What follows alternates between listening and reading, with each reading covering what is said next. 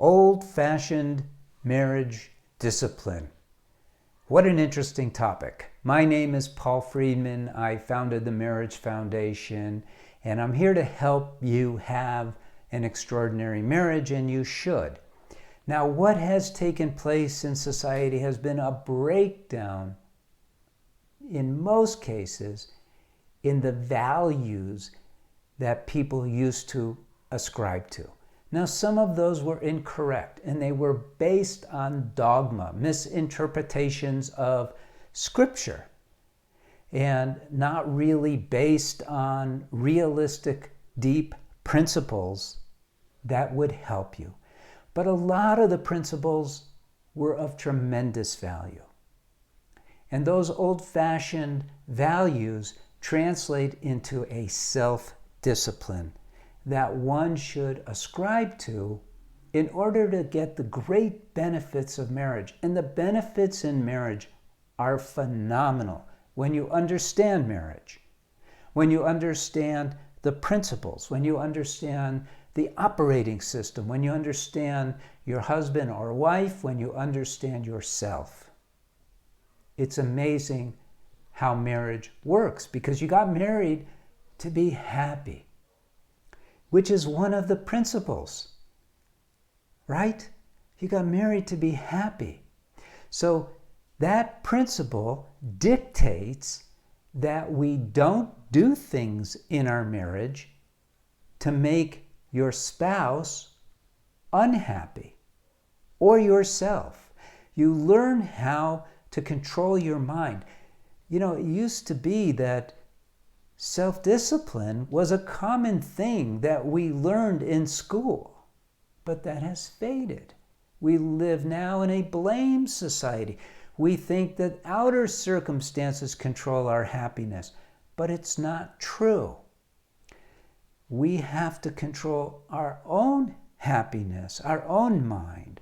We need to be able to filter through things that don't work or do work, and we filter them appropriately without blame, without condemnation, without expectations.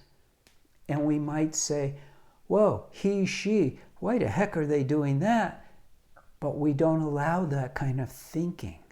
This is the kind of old-fashioned marital discipline that makes a marriage work. One of the biggest killers of marriage is over familiarity. That's what I call it. Where we start taking each other for granted. Where we see one another after a time as someone who has to fulfill our expectations. And we don't allow for them to be themselves, or worse, we treat them harshly. We treat our spouse in a way that is disrespectful. Well, sometimes if you're in a bad mood or something, you need to challenge your mind before something comes out of your mouth. Or even in your mind, to have a negative mental idea about your spouse is toxic. It isn't going to work. And this is what I mean by old-fashioned discipline. It's self-discipline. You're not in charge of your spouse. One of the key principles that should guide your marriage is the principle of free will. Everyone is up on free will, their own. But we don't go far enough in recognizing our spouse's free will. Their free will should be, from your point of view, an absolute.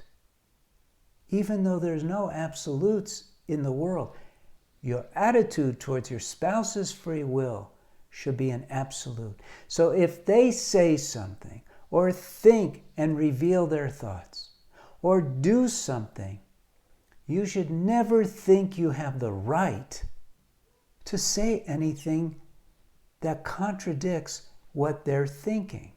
Yes, you may chime in and go, that's really interesting. I think blah, blah, blah. But to impose your will on their will is toxic.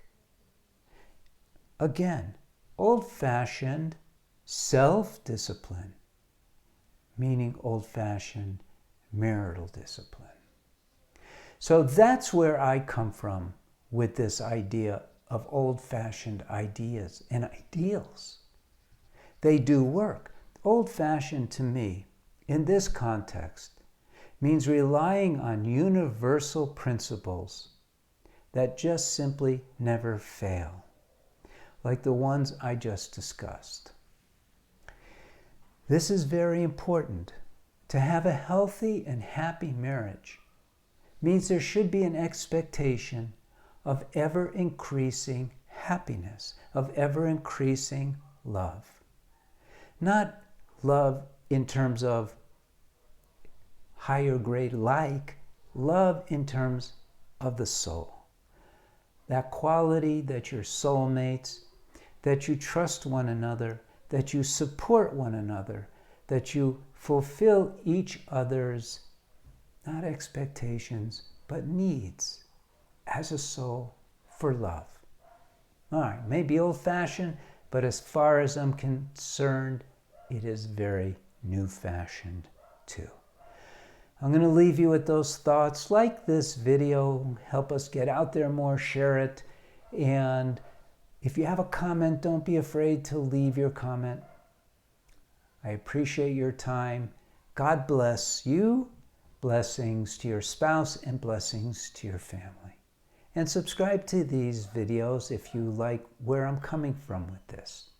Take care.